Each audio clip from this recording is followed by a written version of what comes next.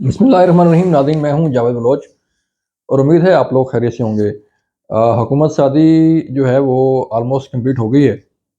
किसने कहाँ पे जाना है, किसने कौन सा ओहदा लेना लेना है, किसने किस तरह वज़ीर-ए-आज़म बनना है और किसने किस तरह सदर पाकिस्तान बनना है और किसने किस तरह स्पीकर बनना है, ये तमाम मामलात फ़ाइनल हो गए हैं।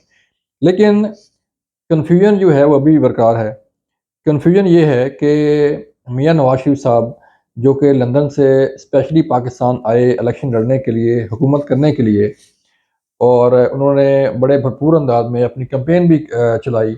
लेकिन जब वो इस पोजीशन में हुए कि अपनी हुकूमत बना सकें, तो उन्होंने वज़ारत उज़्मा का उम्मीदवार बनने से इनकार कर दिया।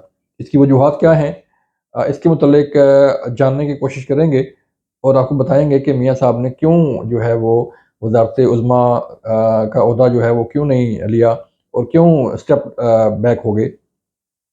फिर हम बात करने जा रहे हैं कि पंजाब की मुल्क की पहली ख़ातून वज़ीर आला जो है वो बनने जा रही हैं मरीम नवाज़ साहिबा। उनकी पॉलिसी क्या होगी और पंजाब को किस तरह चलाएँगी? क्या जो शहबाज़ स्पीड है उसको बीट कर पाएँगी या उसको क्रॉस करेंगी, या जो है वो उनकी पॉलिसी थोड़ी-सी डिफरेंट होगी? इस पर बात करेंगे।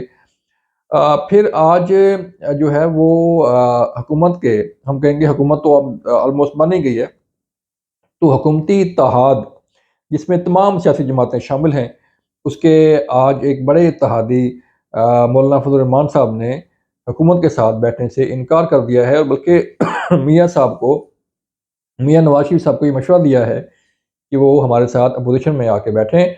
उन्होंने इलेक्शन में धांधली के इल्ज़ामात लगाए हैं। ये धांधली कैसे हुई है, किस तरह हुई है, किसने करवाई है, ये फैसला होना अभी बाकी है। लेकिन उन्होंने धांधली के इल्ज़ामात लगाते हुए हुकूमत में में बैठने से इनकार कर दिया है। ये तमाम सूरत हाल है। और फिर तहरीक इंसाफ की बड़ी तगड़ी अपोजिशन जो है वो आने वाली है, इस पर हम बात करेंगे। सबसे पहले हम चलते हैं कि आपको आपके इल्म में है कि पीडीएम पार्ट 2 जो है वो तैयार हुआ है। तमाम सियासी जमातें जो हैं इस हुकूमत का हिस्सा होंगी। हमने पहले भी बताया था आपको, हमने पहले भी बताया था कि शहबाज शरीफ साहब जो है वो वज़ीर-ए-आज़म होंगे। हमने पहले भी आपको आगाह किया था कि सदर ममलकत आसिफ अली ज़रदारी साहब जो है वो उस ओहदे पर विराजमान होंगे।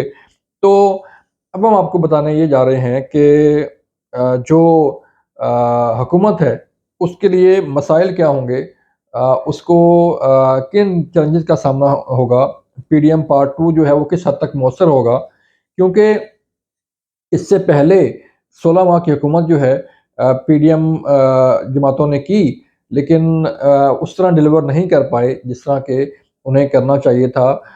मुल्क में महंगाई का राज हुआ, बेरोज़गारी का राज हुआ, मसाइल का जो है अंबार लगा। लेकिन पीडीएम हुकूमत ने ये क्लेम किया कि हमने मुल्क को डिफ़ॉल्ट होने से बचाया है। हमने मुल्क को जो है वो मुख्तलिफ़ ख़तरात से बचाया है, और उन ख़तरात में जो सबसे बड़ा ख़तरा था वो तहरीक इंसाफ का एहतजाज था। उस पीडीएम गवर्नमेंट के दौरान ही सानया 9 मई हुआ, और सानया 9 मई के बाद की सूरत हाल जो है वो अब तक आप देख रहे हैं कि क्या क्या चल रही है, कैसे चल रही है, और किस तरह जो है वो चीज़ें आगे बढ़ रही हैं। और अब मोहसिन नकवी साहब की तरफ से ये भी कहा गया है, निगरान वज़ीर आला पंजाब की तरफ से, कि सानिया हालात ऐसे बनने जा रहे हैं कि सानिया 9 मई से बड़ा सानिया भी हो सकता है। ये बड़ी अलार्मिंग सिचुएशन है। ख़ैर, अल्लाह ताला इस मुल्क को महफूज़ रखे और इस मुल्क की अवाम को महफूज़ रखे। आगे आगे बढ़ते हैं। जो पीडीएम पार्ट 2 बनने जा रहा है, उसमें क्यों नहीं हिस्सा लिया मियाँ नवाज़ शरीफ साहब ने? उसमें आखिरी वक़्त पे जो है आके उन्होंने क्यों ये फ़ैसला कर लिया कि वो वज़ारत-ए-ज़ुमा के उम्मीदवार नहीं होंगे? ये मुख्तलिफ़ सवालात उठा रहे हैं सूरत हाल। और जो है वो ये भी खबरें आ रही हैं कि शायद मुस्लिम लीग नून के कायद नवाज़ शरीफ साहब जो है वो सियासत से किनारा कशी इख्तियार कर लें। लेकिन इसके साथ-साथ मरीम नवाज़ साहिबा ने भी ये क्लियर कर दिया है कि वो भरपूर सियासत करेंगे और उनका सियासत से रिटायरमेंट लेने का कोई इरादा नहीं है। خاتون وزیر اعلیٰ، ملک کی پہلی خاتون وزیر اعلیٰ پنجاب جو ہے، ان کی طرف سے جو متوقع وزیر اعلیٰ ہیں ان کی طرف سے یہ کہا گیا کہ میاں صاحب جو ہے بھرپور سیاست کریں گے، لیکن کنفیوژن پھر بھی ہے، سوالات پھر بھی ہیں کہ آخر جیسی بھی حکومت ہے، جو دو تہائی اکثریت کی بات میاں صاحب کر رہے تھے کہ ہمیں اکثریت ملنی چاہیے، دو تہائی تو کیا انہیں سادہ اکثریت بھی حاصل نہیں ہو پائی، اور اسی لیے شاید جو ہے وہ انہوں نے میاں شہباز شریف کا نام جو ہے وہ دیا ہے، تاکہ ان کا ایکسپیرینس ہے کہ وہ پی ڈی ایم حکومت پی ڈی ایم جماعتوں کے ساتھ پہلے بھی حکومت کر چکے ہیں اور اب بھی جو ہے وہ کر لیں گے، لہٰذا میاں صاحب نے اپنے آپ کو الگ کر دیا، لیکن وہ اپنے آپ کو حکومت سے الگ نہیں کر پائیں گے، وہ اپنے آپ کو وزارت عظمیٰ سے الگ نہیں کر پائیں گے، کیونکہ ان کے بھائی شہباز شریف صاحب وزیر اعظم ہوں گے، ان کی صاحبزادی مریم نواز صاحبہ جو ہے وہ وزیر اعلیٰ پنجاب ہوں گی، تو اس لیے حکومت تو میاں صاحب کی ہی ہوگی،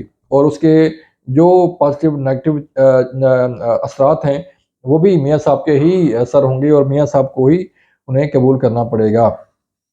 پھر دوسری طرف اگر ہم دیکھیں تو تمام عہدوں کا جو ہے وہ فیصلہ ہو گیا، تمام چیزیں جو ہے فائنل ہو گئی، اور اب حتمی طور پر جو ہے وہ کابینہ کے ناموں پر غور کیا جا رہا ہے، لیکن اس کے ساتھ ساتھ یہ بھی بڑا اہم سوال ہے کہ قومی اسمبلی کے اندر ایک تگڑی اپوزیشن جو ہے وہ اس جو ہے حکومت کا، اس نئی حکومت کا انتظار کر رہی ہے تحریک انصاف کی شکل میں۔